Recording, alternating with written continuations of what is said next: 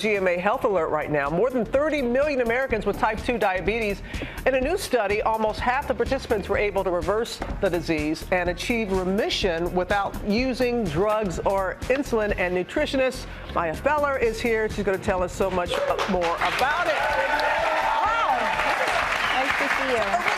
Let's give us the details on the study. Okay, so the first thing that is important to remember is that the participants in this study had a diagnosis of type 2 diabetes for 6 years or less and were never on insulin. This leads us to believe that they still had some level of pancreatic function.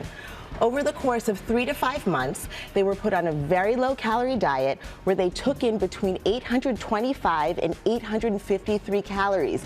This was medically supervised. Okay. Of those people, 46% actually achieved diabetes remission. We believe that this is in part because, on average, they lost around 20 pounds. And this type of weight loss takes stress off of the pancreas and allows it to function better. But I have to say, it was medically supervised, and this is not something that people should go at alone. You want to emphasize that. Medically supervised. It was a liquid diet. 800. What does 850 calories look like on a plate? Okay, so let me walk you through a day. Right. This is breakfast here. For breakfast, we have half of an avocado with about 2 ounces of tuna. I mean, that's really, that's a small portion. Okay, right. And then we move on to lunch, and here at lunch, we have a handful of watercress. That's not bad. Right? 4 cherry tomatoes, a quarter of a cucumber, a spring onion, and a little bit of chicken. So again, not terrible.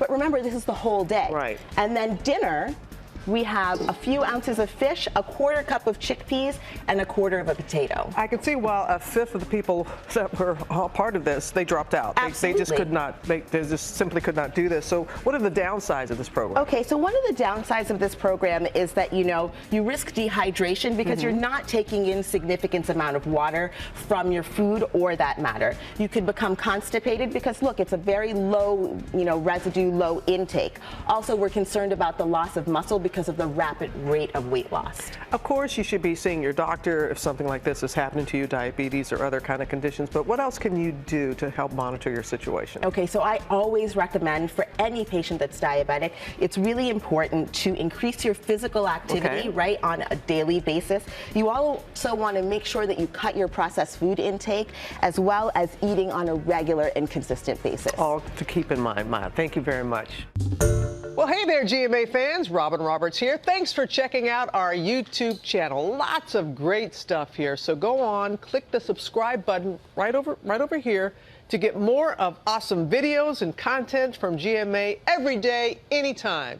We thank you for watching, and we'll see you in the morning on GMA.